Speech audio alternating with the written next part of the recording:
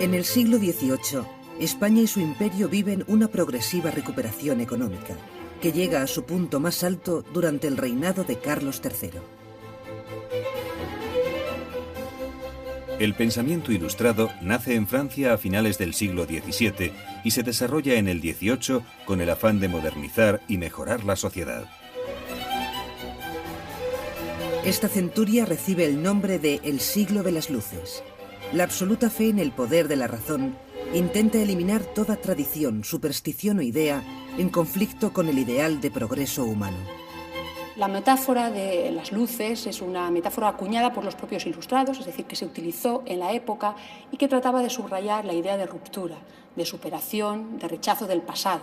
Los ilustrados se consideraban a sí mismos heraldos de la luz, de la razón, del conocimiento frente a las tinieblas de la ignorancia. Los pensadores ilustrados creen que ha llegado el momento de que el hombre salga de su minoría de edad y supere su incapacidad para pensar por sí mismo. Incapacidad achacada a la influencia nefasta de la Iglesia a lo largo de la historia. Por tanto, en esta mayoría de edad, surge un nuevo planteamiento que tiene como lema: ten el valor de servirte de tu propio entendimiento. La Ilustración es una corriente muy preocupada por las ideas políticas y sociales. Las obras de los tres grandes pensadores de la Ilustración francesa, Montesquieu, Rousseau y Voltaire, giran en torno a estos temas: la crítica al antiguo régimen, la separación de poderes y la libertad e igualdad como derechos fundamentales. Todas estas ideas entran en España a lo largo del siglo XVIII, paralelamente al reinado de los grandes monarcas reformistas que ejercen el despotismo ilustrado.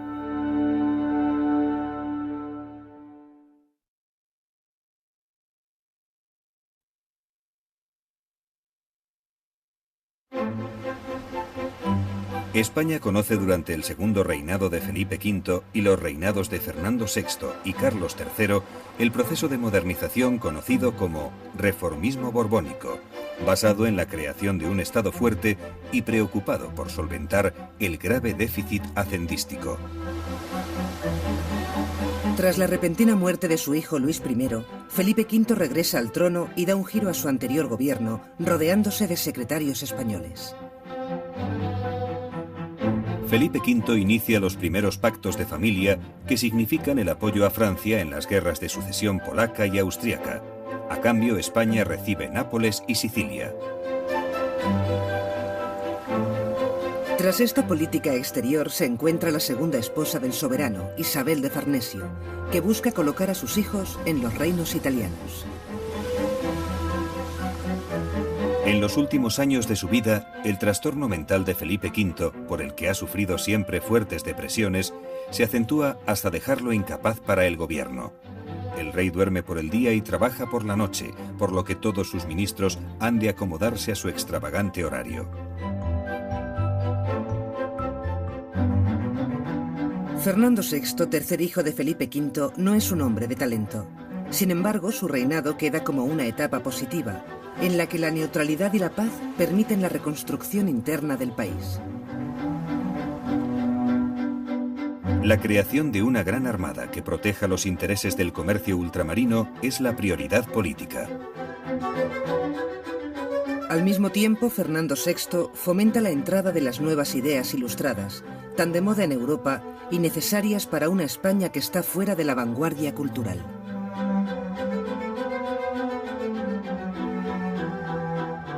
El marqués de la Ensenada, ministro de Fernando VI, ordena la realización de un catastro de la riqueza y población de toda España mediante detalladas encuestas a los municipios. El objetivo es establecer una única contribución para poder eliminar los numerosos impuestos que recaen sobre la población. Ensenada plantea una revolución fiscal, es decir, sin duda lo podemos calificar, el intento de plasmación de un sistema fiscal absolutamente de vanguardia en toda Europa. No hay ningún intento similar en ninguna parte. Es un proyecto novedoso, innovador, que estaba en muchas cabezas, desde luego, pero Ensenada será el primero que pueda intentar llevarlo a la práctica, aunque como sabemos el proyecto luego posteriormente fracasará encallando en el callejón de los proyectos fallidos. El catastro sigue siendo hoy una fuente valiosa para el estudio de la España de la época. Tras la muerte de la reina Bárbara de Braganza, con quien Fernando VI mantenía una intensa dependencia, el soberano, con problemas psicológicos como su padre Felipe V, se recluye el último año de su vida en Villaviciosa de Odón. Carlos III, rey de Nápoles y de Sicilia y hermanastro de Fernando VI, pasa a ser el nuevo rey de España. Realiza una serie de reformas sociales, políticas y religiosas que refuerzan el poder de la monarquía y atentan contra los intereses de la aristocracia y de la Iglesia. A Carlos III se le conoce por las mejoras que realiza en la ciudad como el mejor alcalde de Madrid. Renueva el sistema de alcantarillado, la pavimentación de calles y el sistema de alumbrado, además de fundar el Banco de San Carlos, antecedente directo del actual Banco de España. También es el creador del primer sistema de lotería del país, iniciativa que tiene un gran éxito. Por primera vez, personas de muy escasos recursos pueden convertirse en hombres ricos de la noche a la mañana.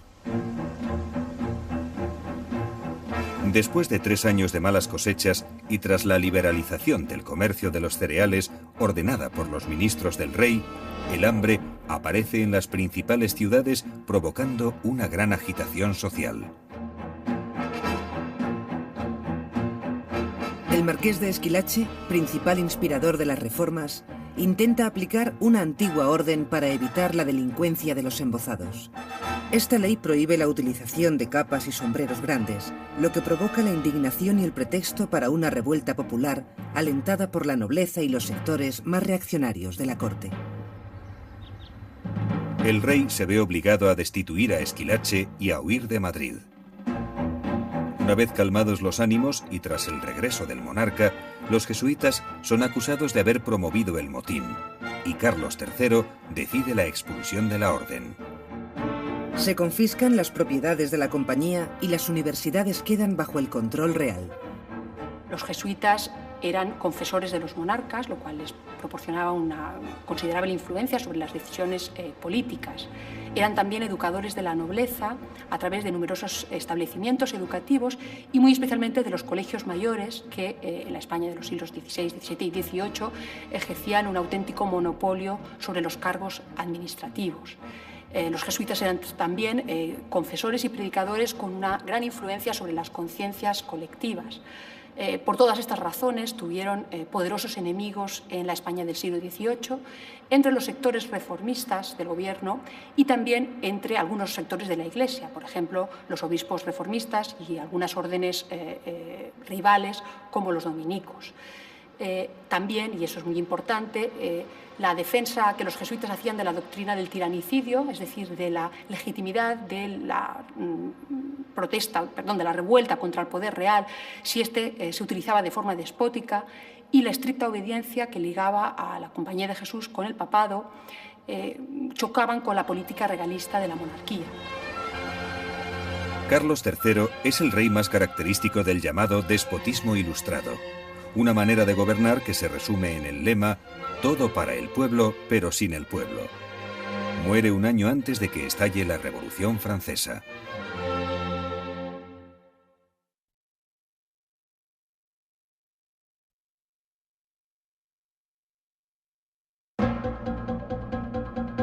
Las monarquías absolutas del siglo XVIII representan el despotismo ilustrado por el que el monarca se siente el primer servidor del Estado.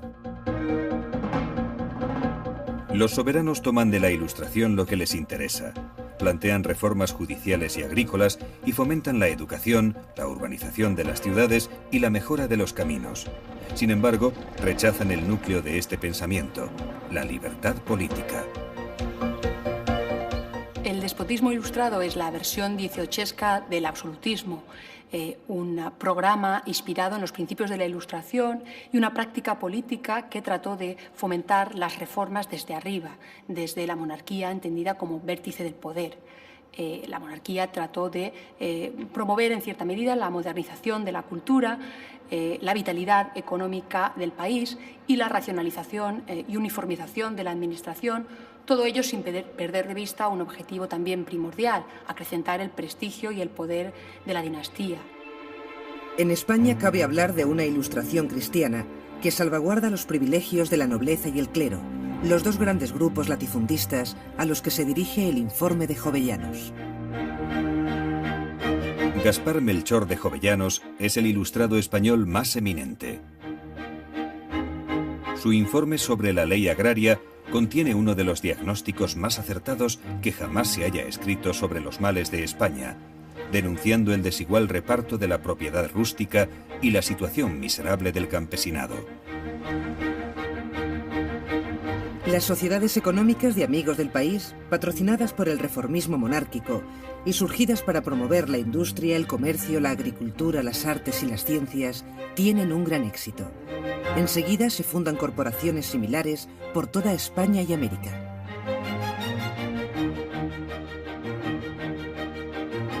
La agricultura es uno de los ámbitos donde la voluntad reformista se manifiesta con más intensidad.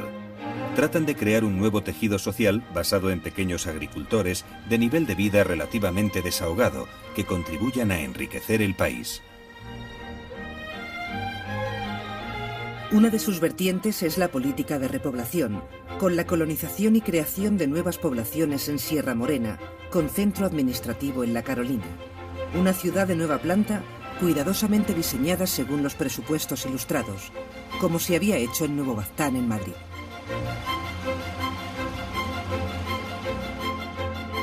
Pero ningún esfuerzo reformista puede evitar la formación en la península de tres zonas muy diferenciadas que se han mantenido hasta hace pocas décadas: un interior subdesarrollado, una Andalucía agraria oligárquica y un norte y este prósperos.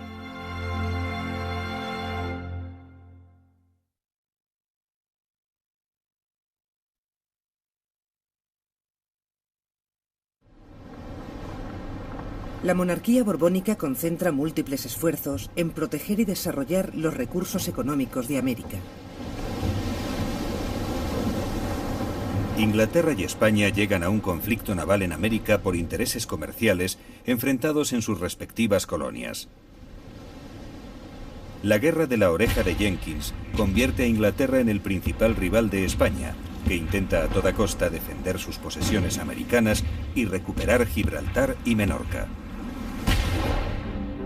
Diversas razones que dificultan la llegada de los buques a Sevilla mueven a Felipe V a trasladar la casa de contratación a Cádiz. La ciudad gaditana, que mantiene el monopolio del comercio americano, conoce durante el siglo XVIII un importante desarrollo.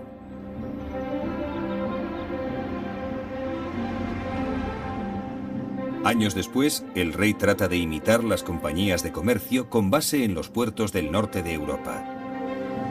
Para ello crea la Real Compañía Guipuzcoana de Caracas, que goza del monopolio para comerciar cacao con Venezuela, con lo que se consolida la creciente moda del consumo de chocolate.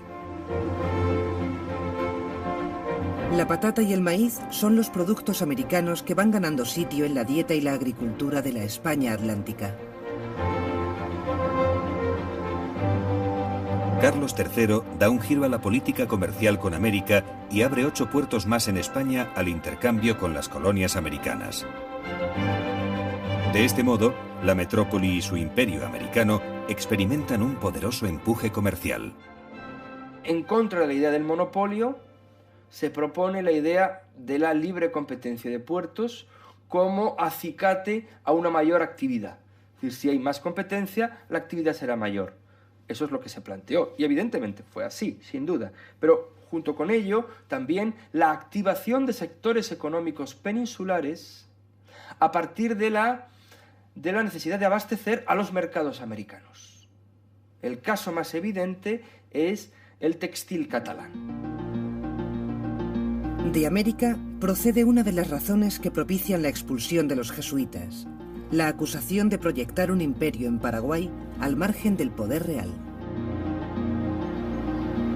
El Paraguay puede proporcionarnos otro ejemplo. Han querido imputárselo como un crimen a la compañía, que considera el placer de gobernar como el único placer de la vida, pero siempre será hermoso gobernar a los hombres haciéndolos más felices. A dicha compañía le cabe la gloria de haber sido la primera en mostrar en aquellas regiones la idea de religión unida a la de humanidad. Los jesuitas representan un peligro para el poder centralizado de los reyes borbones.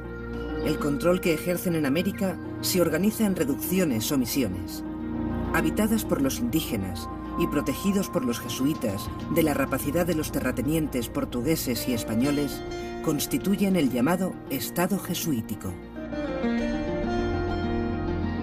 Los investigadores botánicos españoles realizan la mayor aportación a la ciencia al describir buena parte de la flora y fauna americana, con actuaciones como la expedición botánica emprendida por Celestino Mutis y Francisco José de Caldas. En consonancia con el espíritu ilustrado de estos años, se organizan expediciones científicas a América. Jorge Juan, Antonio de Ulloa y Alejandro Malaspina son los grandes expedicionarios del momento. Sus pensamientos y reflexiones suponen la incorporación de España a la ciencia moderna y una interesante propuesta sobre la forma de mejorar el gobierno y aprovechar el imperio. La importancia de la vertiente colonial y de las relaciones con los territorios ultramarinos se pone sobre todo sobre el tapete como el gran objetivo de la política y de los recursos españoles con el reinado de Carlos III. Ese es va a ser el gran eje y todo queda supeditado a eso, ¿no? Yo creo que sería una forma muy correcta de vertebrar toda la segunda mitad del siglo XVIII, hablar de las relaciones con América. Para ello se proponen reformas a través de medidas políticas, educativas y científicas. La búsqueda de recursos minerales y vegetales anuncia el desarrollo de la industria, la medicina y la alimentación.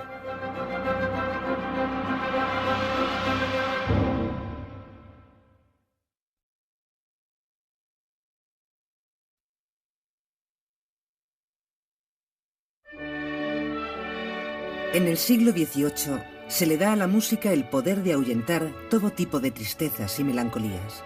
Por este motivo, llega a la corte de Felipe V Farinelli, un castrato italiano dispuesto a hacer desaparecer con su bel canto los males de este soberano.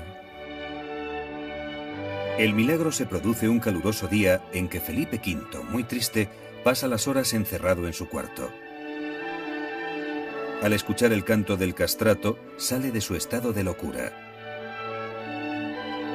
Desde ese momento, nombra al cantante músico de cámara y lo convierte en su mejor terapia. Pero si hay un músico por excelencia en la corte del siglo XVIII, aunque Carlos III no destacara como melómano, es Luigi Boccherini, que aúna lo culto con lo popular y que incorpora el fandango y la guitarra a la música cortesana.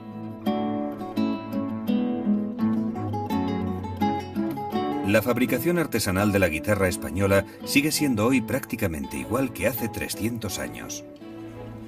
Este instrumento se compone básicamente de la caja de resonancia, el mástil, el puente, el diapasón, los trastes y el clavijero. La tapa armónica de la caja de resonancia ha de ser de una madera con alta resistencia y baja densidad. El luthier es un artista consciente de que el resultado final, es decir, la música, depende no solo del artista que toca el instrumento, sino de cómo haya sido construido este. Un buen luthier ha de ser necesariamente un buen músico. La calidad de una guitarra no está relacionada con la cantidad de sonido que es capaz de emitir, sino con la riqueza tímbrica, expresiva y dinámica. La acertada elección y combinación de los materiales y la precisión en la construcción son las claves para conseguir un buen instrumento musical.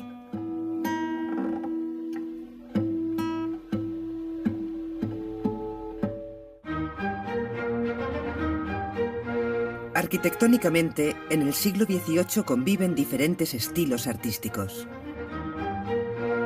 El churrigueresco es un barroco tardío que se da en España y sus colonias americanas, especialmente en México, en el segundo tercio del siglo XVIII. Este estilo introduce una manera de decorar que llega al extremo de recargar las fachadas con guirnaldas, jarrones, florones y angelotes.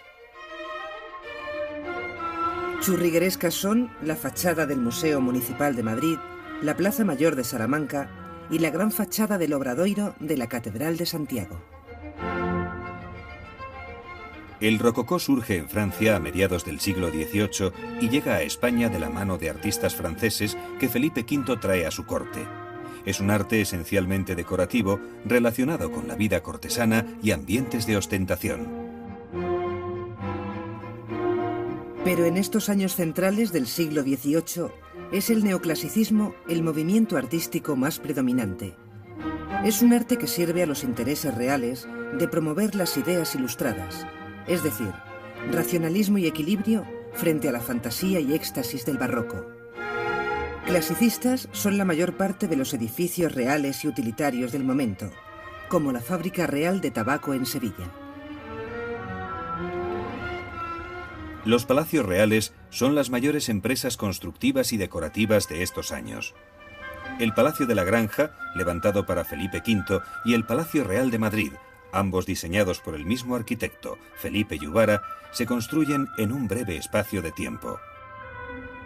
El Palacio Real de Madrid se levanta sobre las cenizas del desaparecido Alcázar. En él hay una estructura versallesca que su continuador Sacchetti italianiza. Lo que sí es curioso es el empeño que tiene Felipe V en construir sobre el mismo solar en que estaba el Alcázar. Y yo creo que no tanto como se ha dicho a veces, que es por borrar el recuerdo de los Austrias y imponerse él encima, sino por un propio deseo de continuidad. Porque tampoco es que Felipe V hiciera borrón y cuenta nueva con los Austrias, sería una locura desde un tipo de vista político, sino que él de alguna manera es el continuador, es el heredero y se siente como tal. La influencia italiana que Carlos III trae desde Nápoles se manifiesta en el embellecimiento que ordena el monarca de la ciudad de Madrid. Levanta la Puerta de Alcalá, las fuentes de Cibeles y Neptuno y convierte el Retiro en un parque público. Muy cerca de estas actuaciones se ubica la Colina de las Ciencias, uno de los grandes proyectos del rey que intenta crear un centro del saber alrededor de lo que hoy es el Paseo del Prado. Allí se sitúan un observatorio astronómico, el Jardín Botánico, la Academia de las Ciencias, hoy Museo del Prado, y la Real Fábrica de Porcelanas del Buen Retiro. Todas ellas imbuidas del amor por Roma y Grecia propios del neoclasicismo. Hasta Carlos III, la arquitectura con mayúsculas se dedicaba pues, al palacio, a lo sagrado, al Palacio del Rey o a la construcción de iglesias. Ahora no, ahora esa arquitectura sagrada ya no es la del palacio, ya no es la de la iglesia, sino que es la de la ciencia. Un jardín botánico, un museo de ciencias naturales, un observatorio astronómico, después inmediatamente una fábrica, la platería de Martínez, que se levanta al frente del Museo del Prado, al otro lado del paseo, en el que es la ciencia y es la industria lo que se convierte en los elementos verdaderamente dignos, representativos y capaces de dignificar una ciudad.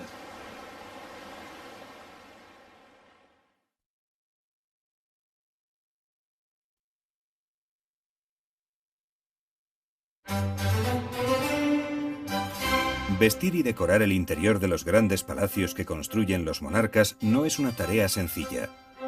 El ambiente rococó que respira la corte borbónica exige un gran refinamiento. Las innumerables salas de los palacios están repletas de muebles, tapices, cortinajes, bronces, vidrios y porcelanas.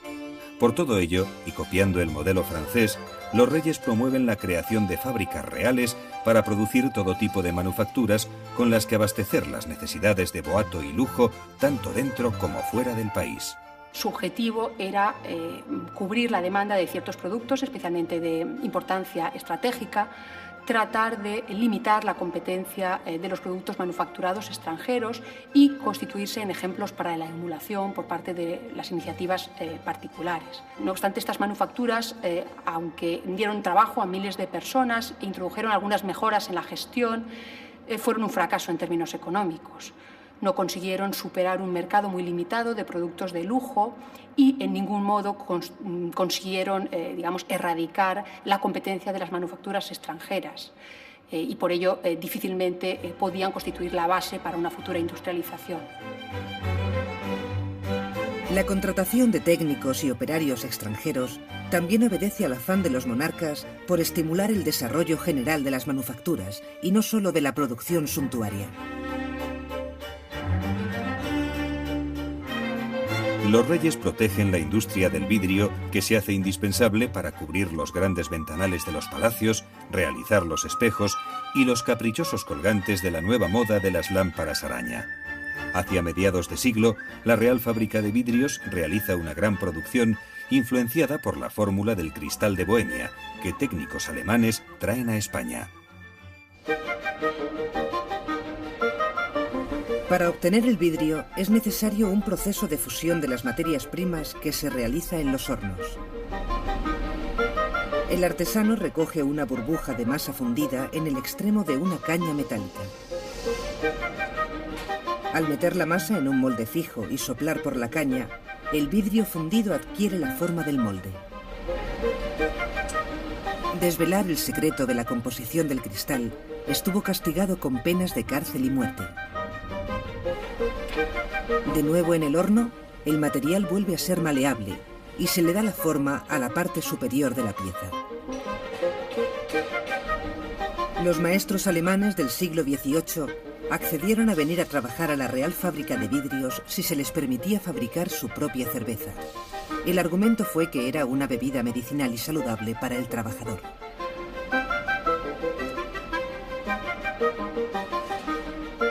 Una vez finalizado el proceso, es necesario recocer el vidrio, es decir, enfriarlo muy lentamente en un horno llamado arca de recocido. Para la decoración de la pieza se utilizan tornos con materiales abrasivos. Es la talla y el grabado.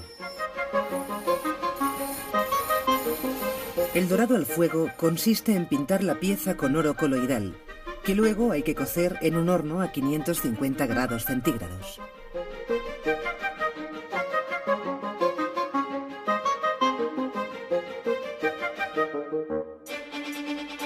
La Real Fábrica que más proyección tiene es la de porcelana, situada en el Retiro de Madrid y llamada la Fábrica de China.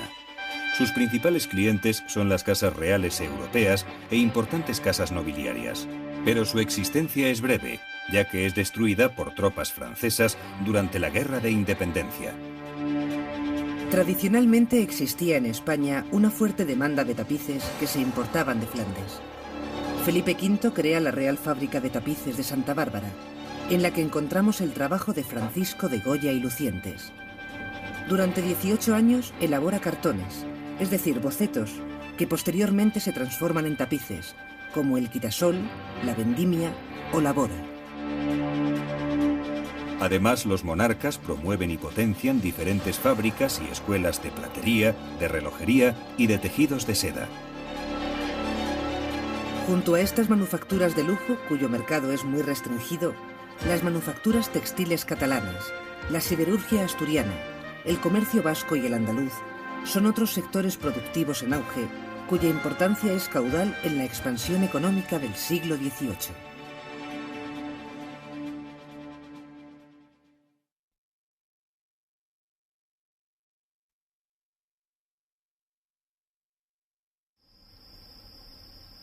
Todos estos esfuerzos reformadores se truncan con la muerte de Carlos III, la invasión de las tropas napoleónicas y la Guerra de Independencia. Carlos III planteó una serie de reformas que atentaron directamente contra los intereses de la nobleza y del clero. Al tratarse de reformas superficiales, no estructurales, tuvieron un escaso impacto sobre la mayoría de la población española. Pastores, pescadores, jornaleros, viudas o ceramistas son ajenos a las luchas de los grupos dirigentes, y continúan ganándose la vida con su trabajo diario, reuniéndose en festividades religiosas y haciendo las mismas cosas que hacían sus padres. En Francia, un año después de la muerte de Carlos III, estalla la Revolución Francesa. Corren nuevos aires en Europa, mientras que en España, los reinados de Carlos IV y Fernando VII coinciden con la crisis de las ideas ilustradas. Gran parte de los esfuerzos por mejorar el país quedan en un sueño ante los peligros que se avecinan. Goya adelanta en su grabado El sueño de la razón produce monstruos, el drama del enfrentamiento entre las viejas y las nuevas ideas.